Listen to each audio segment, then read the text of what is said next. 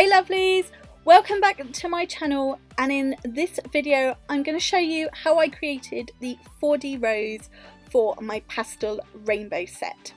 So straight in with it, I'm using Candy, which was from the Picnic collection, and I'm starting off creating the centre for my rose. So having picked up a small bead, I want to drain out a lot of the liquid, and then using a form backing, I've placed the bead down, and then as it starts to set, I've just patted it out into a strip like so. I want a bit of a straight edge to this, so just using my brush I've neatened it up, and once it's turned matte I'm just going to pop my brush under and gently lift it. Now if it starts to tear and rip at this point, stop and leave it for a little bit longer. There is a fine window for doing this. If you leave it too long, it'll just snap. If you work it too soon, it'll just start to break. So it's once it's turned matte, and then you just want to gently get your brush under and gently lift it. And as I said, if it starts to tear, leave it a little bit longer. So I've just picked up another small bead of that same colour, drained out some of the liquid, placed it on, left it in sort of a circly shape, left it for a couple of minutes, and then using some tweezers I've picked up my centre, placed it on that acrylic, sort of stuck it down, brought the sides up around it. Now we're going to work on the petals. So I'm starting with peach tea, picked up a small bead, drained out the liquid, let it settle for a minute or so, and then I've sort of pushed it out with the tip of my brush into a bit of a C shape, as I'm doing here with sponge cake, and then using the belly of my brush I'm just patting it down to create a bit of a petal. Don't want to pat it too thin, but I don't want it to be really thick. Now I've done a few of these now. I feel confident doing 2 petals at a time, but you know, if you're not, obviously do 1. And then I'm gently getting my brush under the petal, lifting it away. Again, there's that fine window with this. You don't want it to rip, which it will if it's too soon. I've then just sort of dragged it over to that rose centre, and I'm wrapping it around the centre of my nail to start creating my petals. And obviously you want it to still be slightly tacky so it will stick. Doing exactly the same with the next one, and I'm just sort of placing the centre of my sponge cake petal where the peach tea one finished. So we've got a bit of an overlap going on.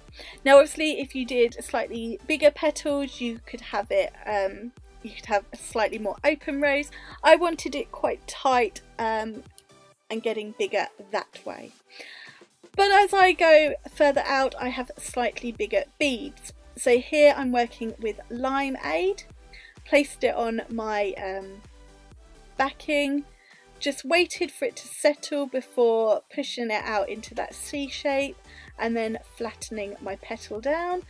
Didn't like that bead of Ice Lolly, decided it was just a bit too big, so picked up another smaller bead, drained out the liquid on my paper towel, just moving that out the way so I'm not resting my hand on any acrylic, and then using the belly of my brush to flatten out that petal. I'm using my Team Gorgeous Betty brush.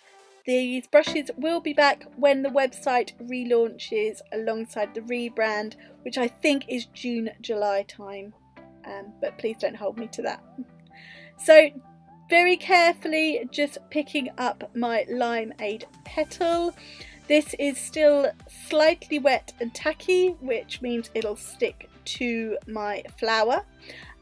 If you left it to dry too long, it wouldn't stick, and as you go to place it on the rose, it would sort of start to crack and break. So you've got to get your timings right. It takes a lot of practice. I'm still nowhere near perfect. I just had a few people ask me to do this video. So this is how I do my roses. So I've put down beads of my next colours so that they can settle whilst I place Ice Lolly. And remember, I'm trying to get some overlap going, so I make sure the next petal doesn't start where the previous one finishes, it overlaps. So just going to go in to create that C shape, and the further out I'm going, the bigger I'm making the petals, so the wider the C almost, and then just flattening them down to create that petal shape. This is exactly the same as how I would do a 3D rose on a nail. I'm just picking them up and placing them to create my 4D rose. Just going to leave them to, you know, start to dry and turn matte, but obviously you don't want them completely dry. You want to be able to get your brush under like this to pick them up without them breaking. It's not easy to get that timing right, believe me. I had a few attempts that, you know, didn't work so well. So making my petals bigger each time so that I can wrap them round. I wanted to wrap them all the way round. If you wanted, you can make slightly smaller petals and then, you know, overlap them. There are lots of ways to do 4D roses. This is just my way. But I am going to try a few different ones soon for slightly looser flowers. So those two are now on, so I'm going to just repeat the process with the next colours. So I've got Sponge Cake and Limeade, draining out the liquid, placing the bead on that form backing. Once it's settled, creating that C shape and flattening it out. I am going to let you just watch while I finish off this rose, and then I will show you how I attach it to my nails.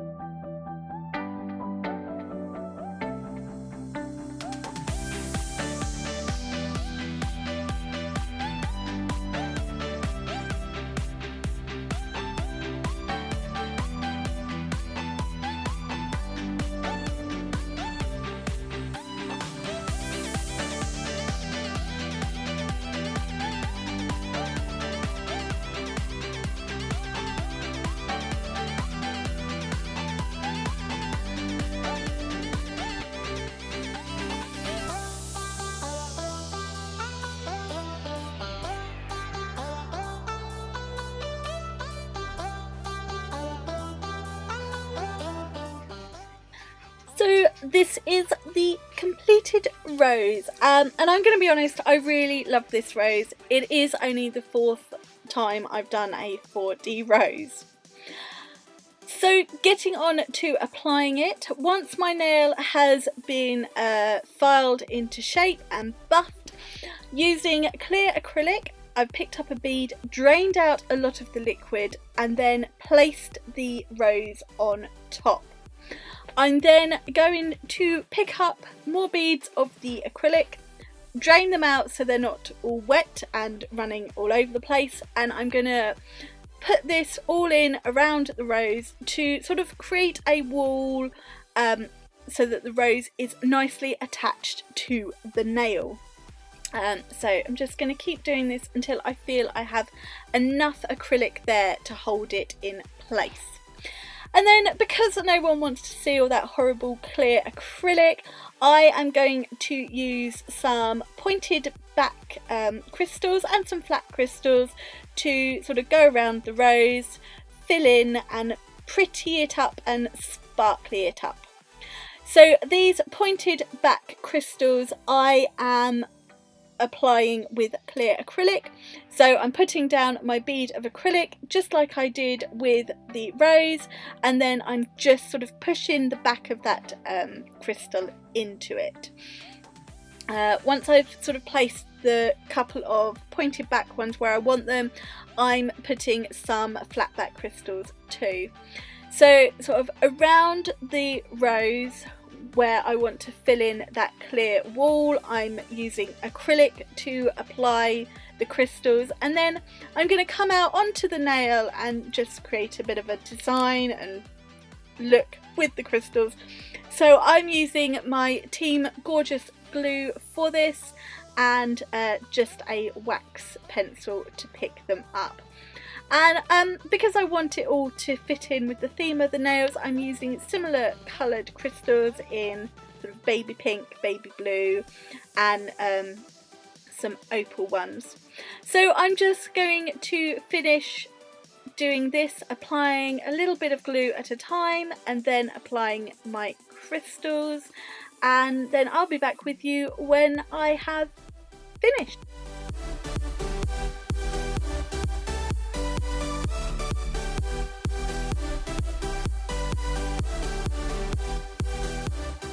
I would just like to apologise for the lovely view of my hand you are getting as I apply these crystals.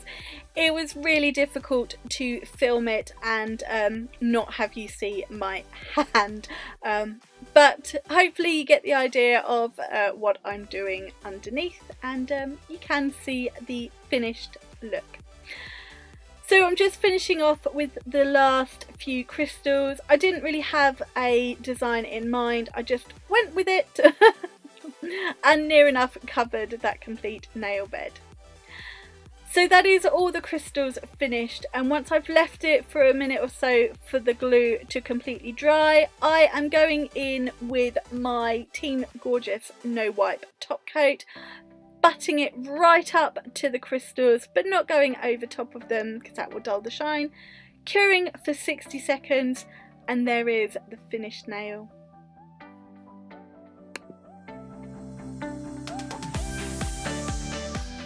So thank you so much for watching this Watch Me Work video. I do hope you have enjoyed it. As always, I will list the products I have used and leave the links in the description box down below. Please give this video a thumbs up and don't forget to subscribe, and I look forward to seeing you in another video very, very soon.